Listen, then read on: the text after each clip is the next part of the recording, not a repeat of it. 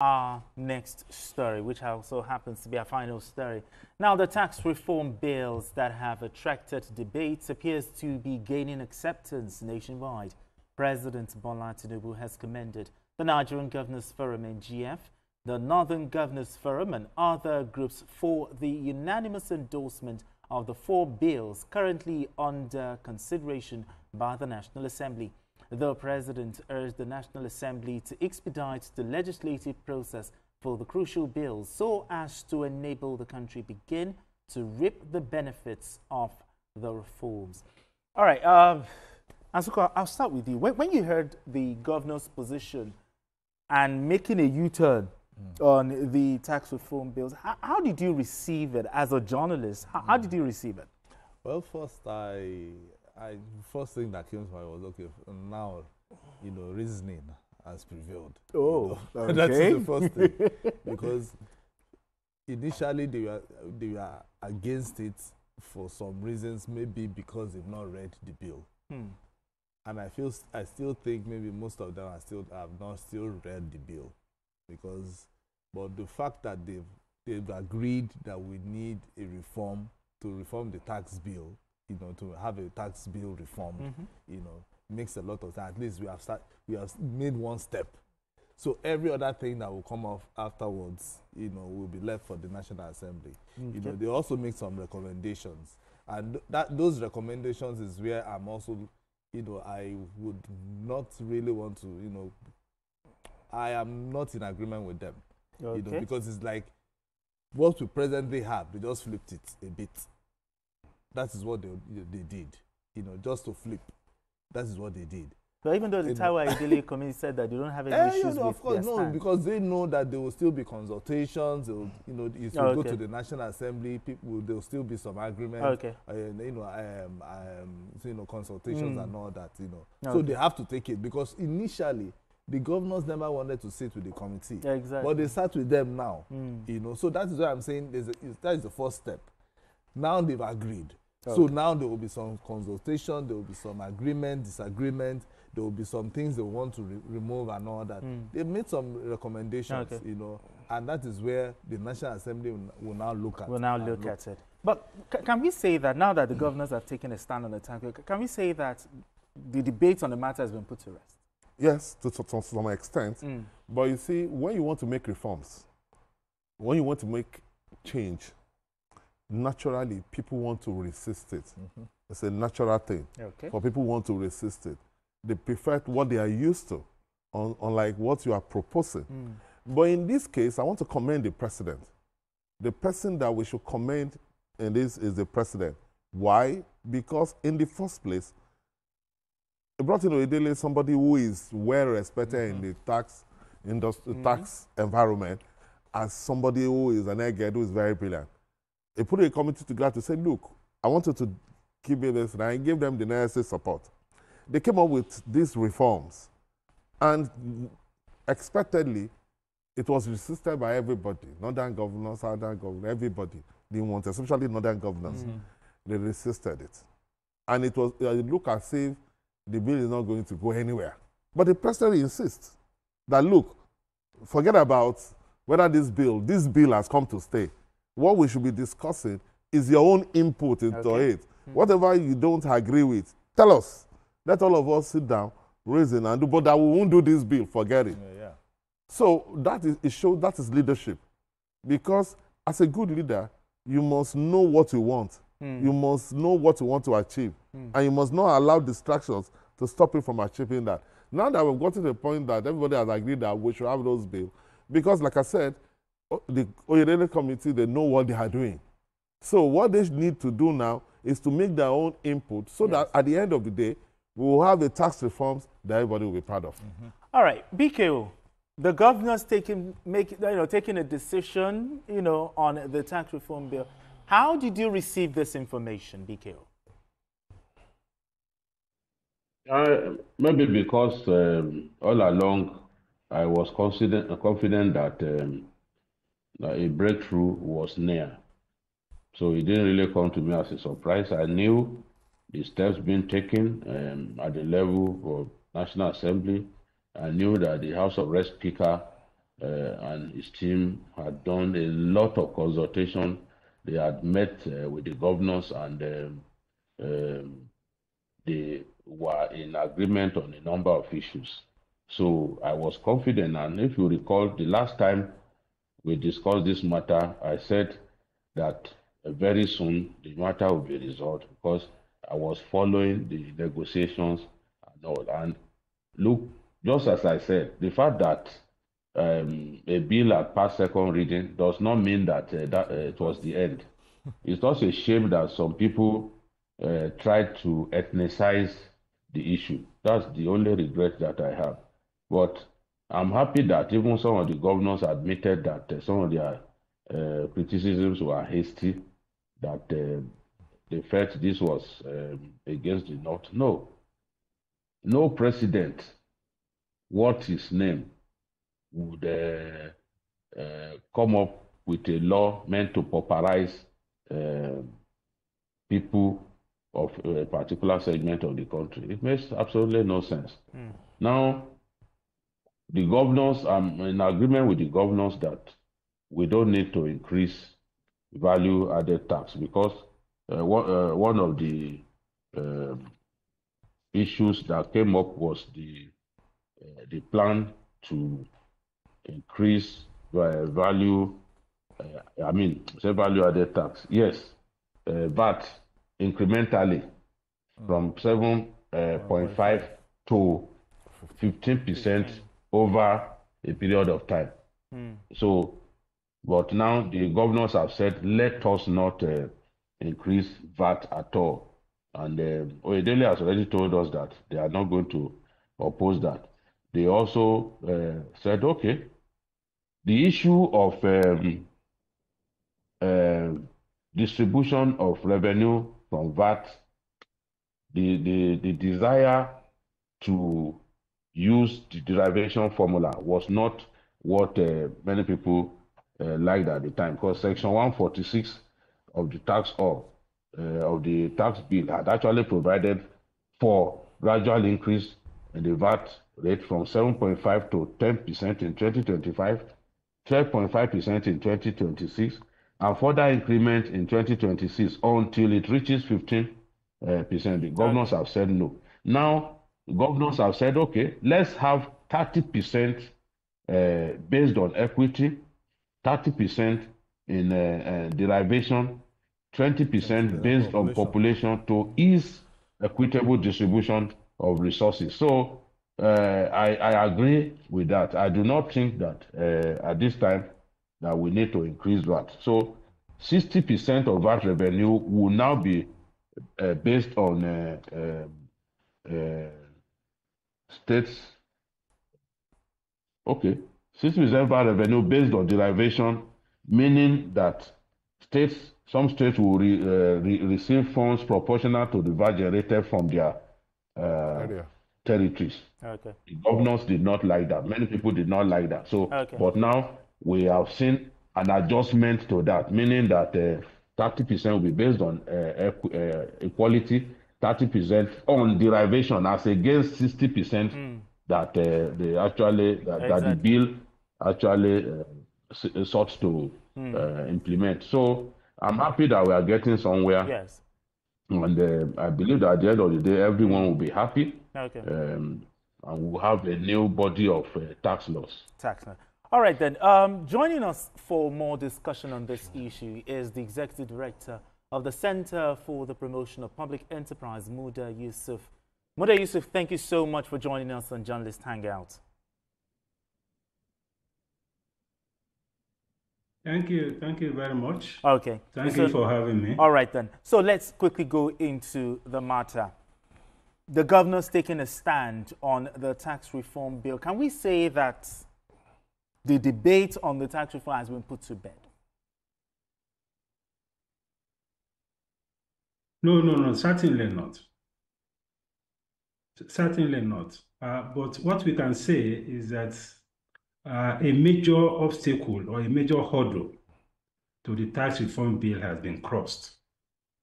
Because what the governors have done is to effect a heavy lifting on the way of the tax bill. Because there are two major components of this tax bill. We have the technical component, which is technical content about reforming the tax system itself. And the committee has done an excellent job about that.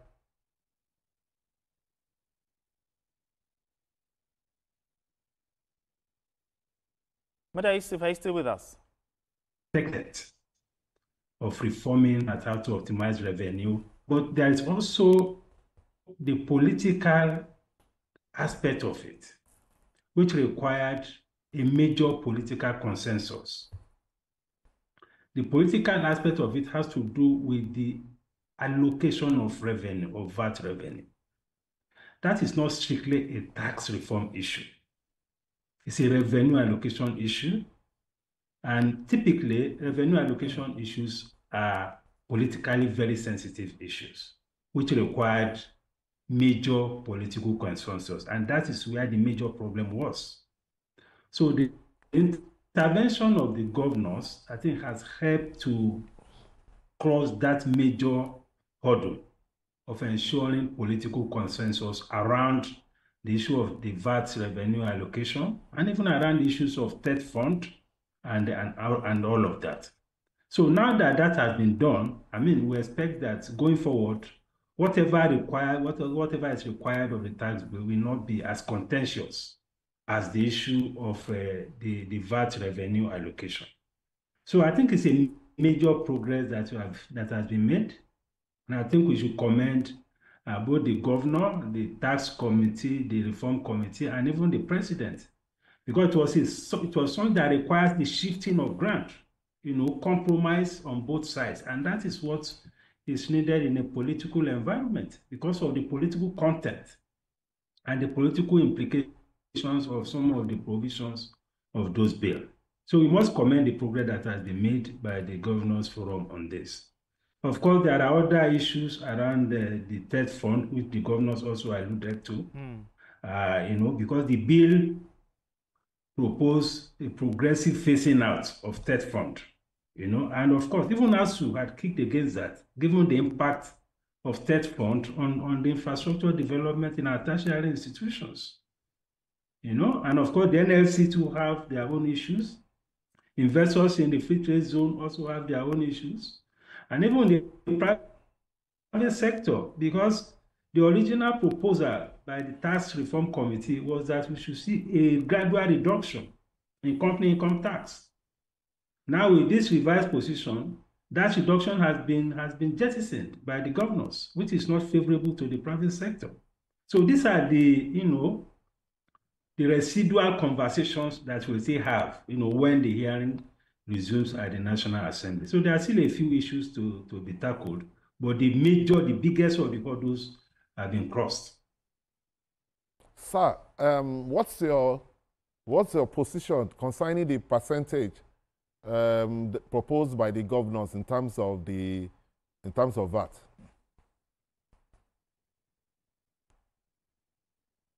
Well, in terms of the revenue allocation, because just as I said, it's purely a political issue, and you need political consensus. Because when you talk about, because the proposal of the committee was 60% derivation. Of course, because this is a democratic environment, majority of the governors were not comfortable with that. So what they are comfortable with is what they have proposed. So the issue now is not so much the merit of it, but the consensus that has been built around it. Because we now have 50% equality of states, we have 20% based on population, which is 70%. So whatever reservation people have, about 30%, does not really matter to them. And because we need to move forward,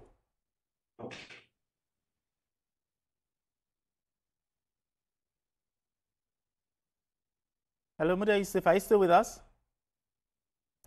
Okay, I think we're having network challenges, but let's bring it back into the studio. The thing is, all over the world, nobody likes to pay taxes. all over the world. But there's this sort of, in Nigeria, there's this trust deficit between the government and also the governed. But how do you explain to the ordinary Nigerian with this tax reform, this new tax system? We should not allow the contention on this. Okay, I think we're back. You can go on, sir. Mother Yusuf, are you still with us? Yes. Okay, So the issue is the value of what has happened. It's not the merit of right or wrong of that proposition. I'm talking of the VAT revenue. The value is the political consensus needed to forge ahead. And it's a give and take thing. So if majority of them felt that this is the way to go, it's not too much of a sacrifice to make. And the good thing is that even the president who proposed the whole idea of the reform is also in agreement with what governors have come up with. So I think we should just move forward and forget about the merit of what is happening to the VAT revenue or not, because the main issue actually is to reform the tax system. That is the crux of the matter. It's not so much about sharing of revenue. Revenue sharing is a political issue. It's not a technical issue, it's a political issue. It's not even a tax reform issue. So that will be my view to it. It's a democratically, it's a consensus that we have come up with. And I think we should just go with it so that it doesn't truncate the larger objectives of reforming the tax system. Okay, sir, let me ask you this. The governors also increased the CIT to 30%. And some people are already saying that it might likely affect the manufacturing industry, the industries in Nigeria. Do you share that view?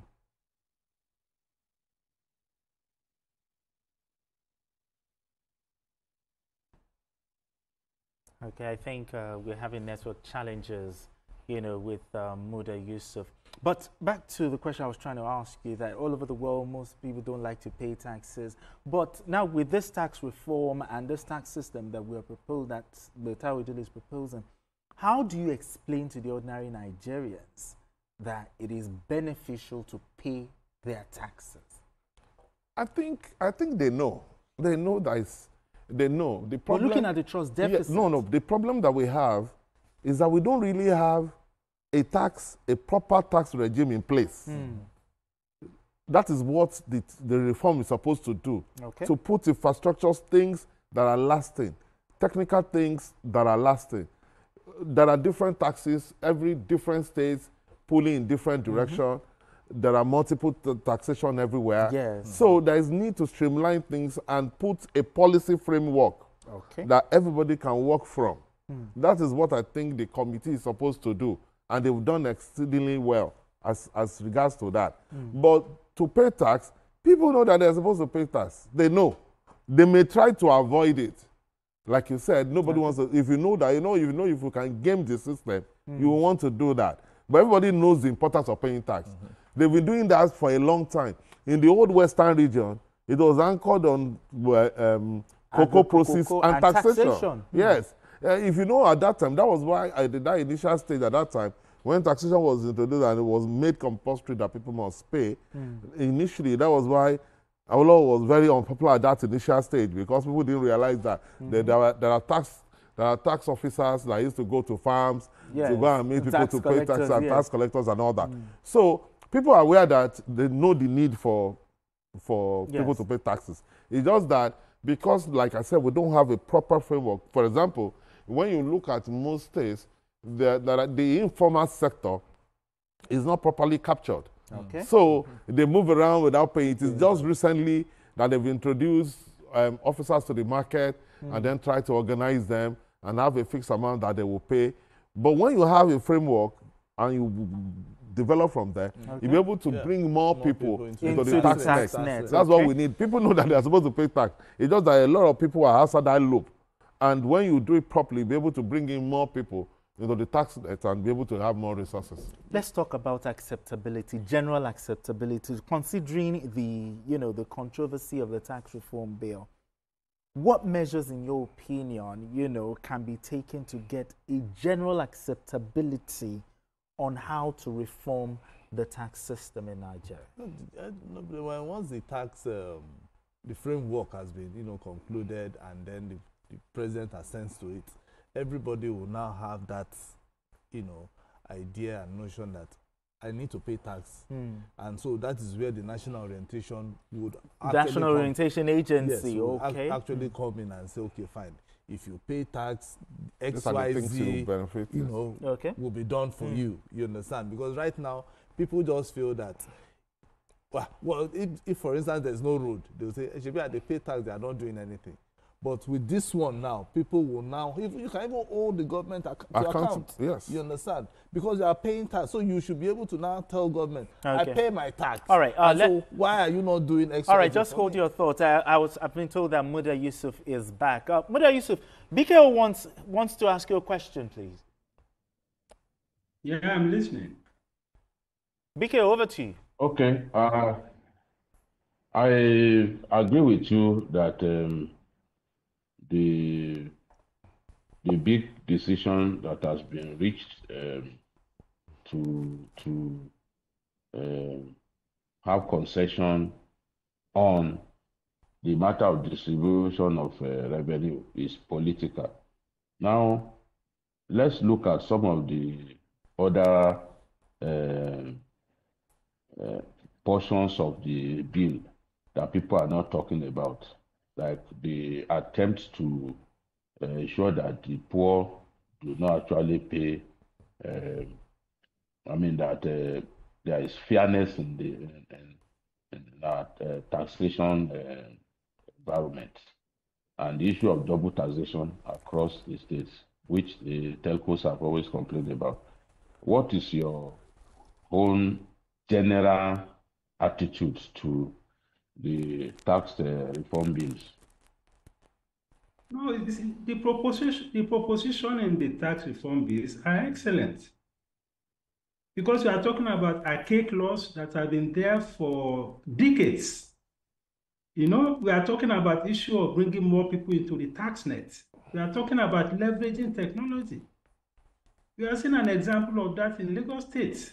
When the current president was governor, we saw the kind of transformation that came to the tax environment as a result of leveraging technology.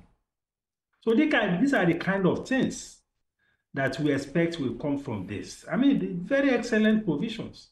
Just as I said, what was going to slow us down was the political content of the bill, which has to do with this allocation of revenue. And to the glory of God, we have been, at least to a large extent, that has been taken out. So it's a very good proposition on the whole. But we can do more, first to ensure social contracts. When people pay tax and whatever resources belong to the people, let those in government actually utilize it properly. That is extremely very important. Because sometimes when you look at our budget and look at how some of these resources are spent, you don't feel happy as a citizen, So, and it comes to issue of value system. It comes to issues of integrity. It comes to issue of service to the people. So that we don't see politics as an enterprise. We see politics as a place to serve. That is very, very critical, so that we earn the confidence of the people. That is extremely very important. And the provisions that seeks to exclude SMEs from paying tax is good enough. But I feel we. Dr. Muda Yusuf, I think the network challenges. But I want to say thank you. Can even increase that? Maybe the treasury day turnover, even some SME loan in a year. Okay. All right. Thank you so much, Dr. Muda Yusuf. Dr. Muda Yusuf is Executive Director of the Center for the Promotion of Public Enterprise. Thank you so much for joining us on Journalist Hangout to have this conversation with us. Okay. All right, then. It's a fine place for us to leave it. Asukwa James, thank you so much for... No, we can't leave without wishing you a happy birthday. BKO, thank you so much for joining us. You can't live without... So it's actually your birthday. let's say happy birthday to you. Happy birthday. Benga is a year older today. Thank you very much.